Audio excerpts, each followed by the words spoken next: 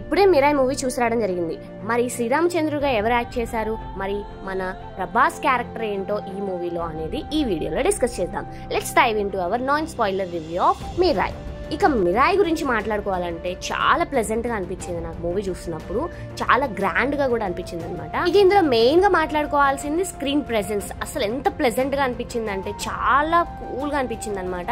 అసలు చూస్తున్నప్పుడు దీనికి అసలు 100 కోట్లు కూడా పెట్టలేదు, కానీ బొమ్మ మాత్రం చాలా బాగుంది. ఇక స్టోరీ లైన్ విషయానికి వస్తే ఏమంత లేదు అనమాట. సో ట్రైలర్ లో డిస్కస్ చేసిందే సేమ్ ఉందన్నమాట. సో ఇది మొత్తం కూడా 9 గ్రంథాల చుట్టూ తిరుగుతుంది అనమాట. సో ఈ 9 గ్రంథాలు మన హీరో చేతికి కాకుండా విలన్ చేతికి పోతే ఈ సమాజం అంతా, అంటే ఈ యూనివర్స్ అంతా నాశనం అవుతుంది అనేది స్టోరీ లైన్ అనమాట. సో అది విలన్ చేతికి వెళ్లకుండా మన హీరో తేజ సజ్జ అంటే మొత్తం ఎలా కాపాడతారు, ఆ 9 గ్రంథాలని ఎలా సేకరిస్తారు, ఎలా చేస్తారు, ఆయన లాస్ట్ లో వచ్చే శ్రీరామచంద్రుడు అయినా కూడా అసలు మీరైతే స్టన్ అయిపోతారు.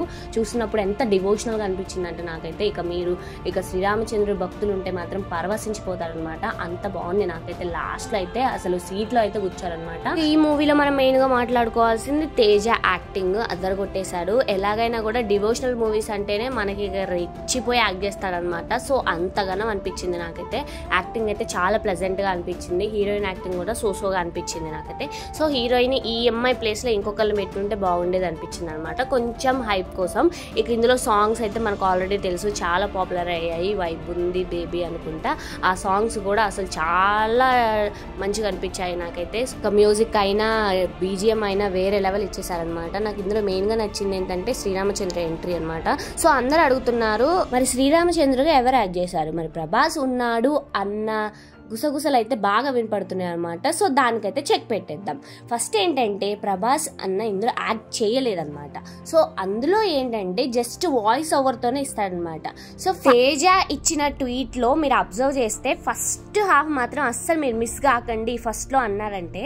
సో ఈ మూవీ అంతా ఫస్ట్ డిస్కషన్ అవుతుంది కదా, దీని గురించి 9 గ్రంథాల గురించి మనకి ఎక్స్ప్లెయిన్ చేయడం అదంతా కూడా మన ప్రభాస్ చెప్పేది ఉంటది అనమాట. సో ప్రభాస్ వాయిస్ ఓవర్ తో అయితే ఈ మూవీ స్టార్ట్ అవుతుంది.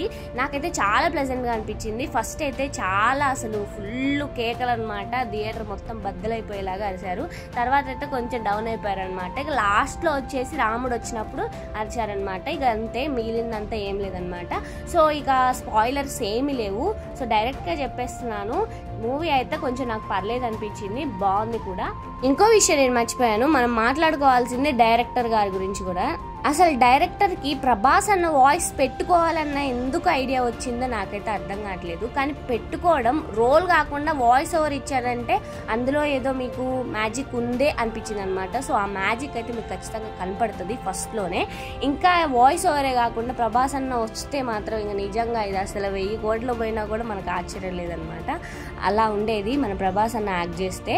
ఇక మనం మెయిన్ గా మాట్లాడుకోవాల్సింది ఫస్ట్ వాయిస్ ఓవర్ అనమాట. ఇక మనకి ఏముంటది చెప్పండి, వాయిస్ ఓవర్ అంటే బేస్ వాయిస్ అసలు చాలా బాగుంది. ప్రభాస్ అన్న వస్తున్నప్పుడు అయితే మాట్లాడుతున్నప్పుడు అబ్బా ఇంకొంచెం సేపు మాట్లాడితే బాగు అన్నదైతే మనకు అనిపిస్తుంది అనమాట.